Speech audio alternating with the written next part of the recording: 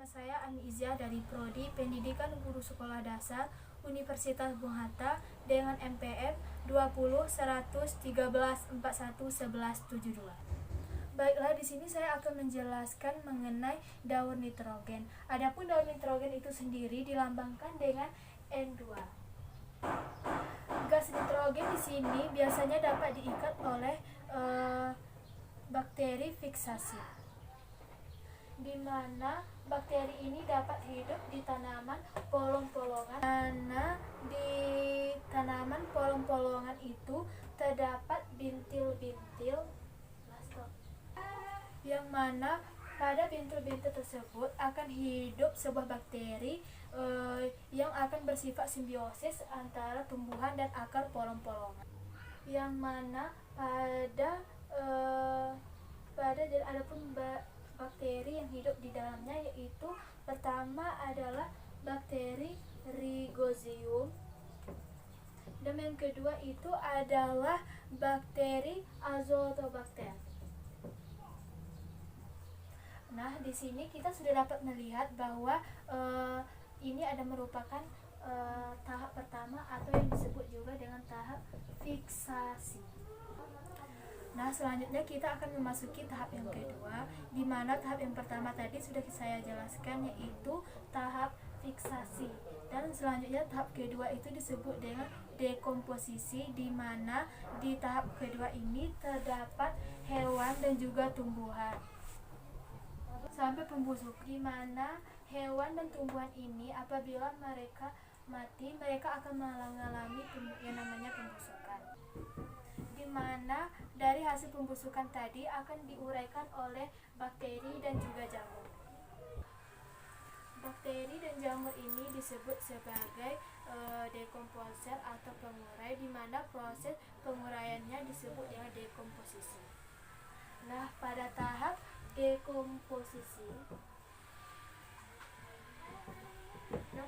dekomposisi ini akan menghasilkan bahan organik yang akan dilanjutkan pada tahap yang ketiga, yang mana tahap yang ketiga ini diawali dengan proses amonifikasi atau yang disebut dengan lamban NH4,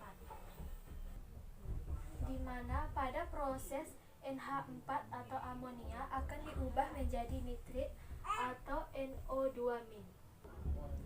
Proses amonium ke nitrit ini disebut juga dengan proses nitritasi.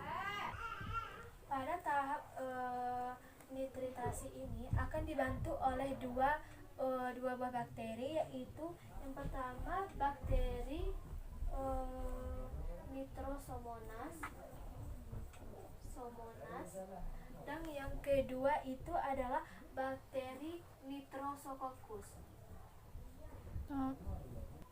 Nah, dari nitrit ini akan diubah menjadi nitrat atau yang disebut juga dengan NO3-, di mana NO3- ini adalah senyawa nitrat.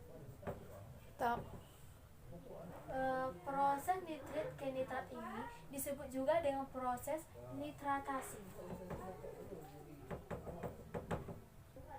Proses nitratasi ini menggunakan satu buah bakteri yang disebut juga dengan bakteri Nitrobacter. Nah, dari proses NH4 positif menjadi NO2- menjadi NO3, ini disebut dengan proses nitrifikasi. Nah, dari proses nitrat ini bisa langsung diserap oleh tumbuhan, yang itu disebut dengan proses asimilasi. Dan nitrat ini juga bisa dikembalikan langsung ke udara atau N2, yaitu disebut juga dengan proses denitrifikasi. Baiklah, di sini saya akan menyimpulkan tahap dari daur nitrogen dan menyampaikan kesimpulannya.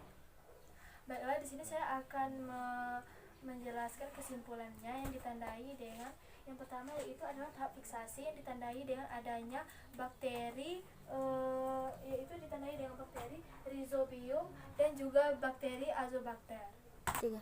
Selanjutnya di tahap yang kedua ini ditandai dengan adanya hewan dan tumbuhan yang dibantui oleh peranan jamur dan juga bakteri.